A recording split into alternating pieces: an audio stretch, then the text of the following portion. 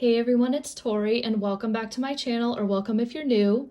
For today's video, we are going to be flipping through my reading journal for 2023. So here is my teeny tiny reading journal. It is an A6 size, I believe, and it is from Archer and Olive. And instead of your regular white doc grid paper, it's got craft paper. I really enjoyed using this journal all year. And I actually did have a mid-year update for this journal. If you wanted to check that out, I'll have it linked in the cards. But we're going to be flipping through this entire journal in this video, so you don't really have to watch it, but it's there if you want to. So without further ado, let's hop into my teeny tiny little reading journal. Actually, before I forget, I got this sticker in a bookshop when I was on vacation in Maine, and I thought it was really cute, so I wanted to stick it in here in the back. But anyways, let's start right at the name page. So we've got a cute little name page over here. I just have my name that was stamped out with my letter stamps from Stationery Pal, a couple little Archer and Olive stickers and washi tape, and then I have this picture that I printed out on my foam memo printer, which I tend to use a lot in this bullet journal, pretty much on every single page.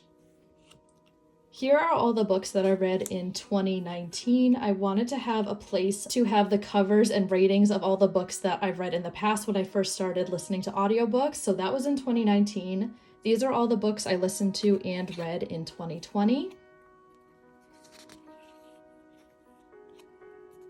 Here is all my books that I read and listened to in 2021. Same thing for 2022. You can see which book is my favorite. And then I also wanted to include my favorite book of 2022, which is A Court of Mist and Fury. If you know me, you shouldn't be surprised. But then we start getting into my 2023 spreads, and I have my little TBR over here, as well as this cute little simple cover page. And then we're hopping right into January. On the left side of the cover page, I wanted to put my favorite book of the month. Sometimes I did, sometimes I didn't. You'll see that throughout this journal. But my favorite book of January was Diamond Eye by Kate Quinn. By the way, I'm going to block out everything that I say about the books in this journal. It might be annoying, but I really don't want to give away spoilers, and I write a lot of spoilers in my entries. So just letting you know, there's going to be a lot of things blurred out throughout this video. So first I read Girl Wash Your Face, which was a reread for me. I love this book. It's a self-help book by Rachel Hollis. I would highly recommend it. Then we've got Eleanor Oliphant is Completely Fine by Gail Honeyman. It was kind of like a psychological fiction, I think I would call it. It was very cool. The plotline was really intriguing, and I would highly recommend this book. Then we've got Diamond Eye, which is a historical fiction. It's about a Russian sniper who was in World War II, and it's actually based on a true story. This was When My Heart Joins the Thousand. I'm pretty sure this book ripped me apart over and over again. It's about this girl with autism who is trying to find romance. It is a fiction-romance, and I really enjoyed this read as well. Then we are getting into February, where I only read one book, which was The Inheritance Games. I didn't love this. I'd like to pick it up again and try to read it again, because maybe the timing just wasn't right, because I know a lot of people love this series. I want to give this another try. I don't think I gave it too fair of a rating. In March, this is when I started reading all of the Hunger Games again, and my favorite book of the month was Catching Fire. I also read the last Harry Potter book, which was Harry Potter and the Deathly Hallows. Love this series and will be rereading in 2024. I also read Book Lovers this month. I read a lot of Emily Henry this year. This was one of my least favorite books by her, but I still enjoyed it. Here is The Hunger Games. I really do love this series, and I rediscovered my love for it this year. Catching Fire is my absolute favorite book of this series. It just gives me chills every single time I read it. Such a good book and such a good series in general. We've got April over here. Again, it says no 5-star reads this month. I'm assuming I only read one. Yeah, I only read Mockingjay. It was a pretty good end to the Hunger Games series. Not my favorite book, but again, I still think this series is pretty great. May over here, my favorite book, which is pretty controversial from May, is It Ends With Us by Colleen Hoover. This was the only Colleen Hoover book I've read, and I thought it was pretty good, but I also knew nothing going into reading this book. Nothing about the plot, nothing about the characters, so I really enjoyed it. I don't know if I'll read more Colleen Hoover, but I really did love It Ends With Us. It says, "This book completely shattered my heart and soul." Usually if a book shatters my heart and soul, I end up giving it 5 stars. This is also when I read To All the Boys I've Loved Before, and I read the second one as well. I did not love this series. It was just too far-fetched for me and too much of a teen romance. I know that's exactly what this book and this series is supposed to be, but it just wasn't for me. I also read I'm Glad My Mom Died by Jeanette McCurdy. This was a memoir, and it was so good. I would highly recommend this book.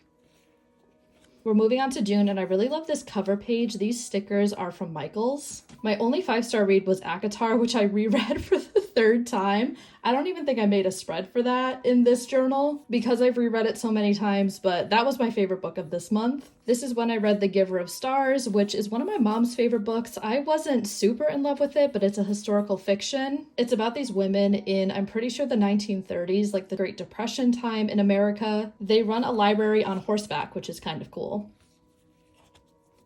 Here is Beach Read by Emily Henry. I gave this even less stars than Book Lovers because I swore this was like the same plot and the same book. They were just way too similar to me, but I do really enjoy Emily Henry's writing, so I'm going to keep reading books by her. We've got July over here, and my favorite book of this month was Happy Place by Emily Henry.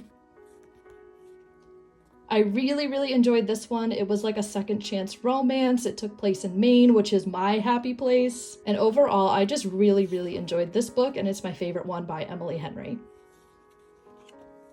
I also read The Huntress this month, which was another Kate Quinn book.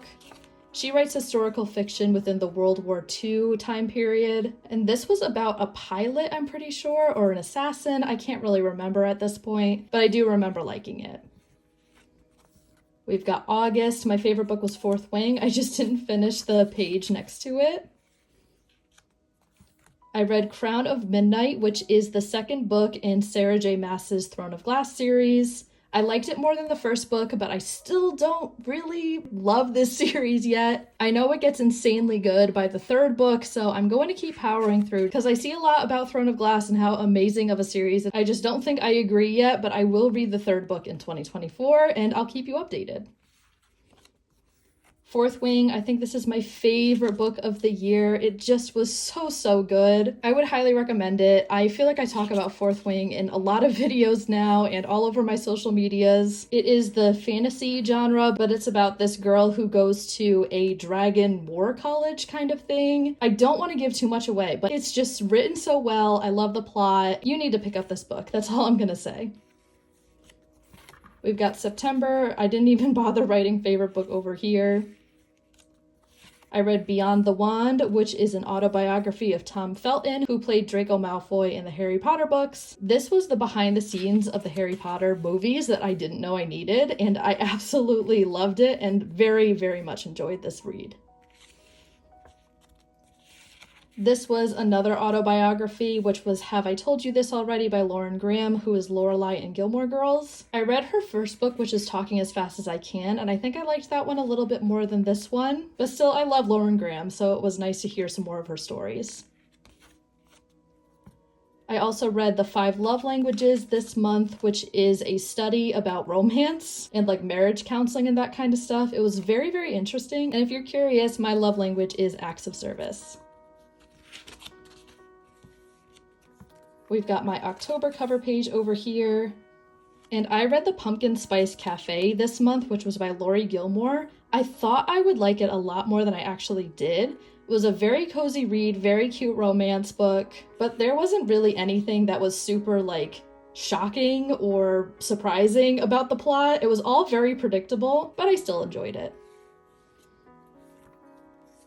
Then we've got November, and I am still currently reading Iron Flame. I thought I would finish it in November, but I honestly haven't had the time to read, so I'm probably going to end up finishing this in December, which I haven't made my cover page for December yet. If I make it before I upload this video, I'll have a picture on the screen here. And I'm also currently listening to the Atlas 6, which is very good. It just got returned to the library on my Libby app, and I'm waiting for it to come back. But yeah, those are my current reads, and that is the entire reading journal for 2023. I've also recently set up my 2024 reading journal, which is significantly bigger than my 2023 one. I'm not sure if this plan with me is already up on my channel. If it is, I'll have it linked in the cards for you. But if it's not, here's a little bit of a sneak peek.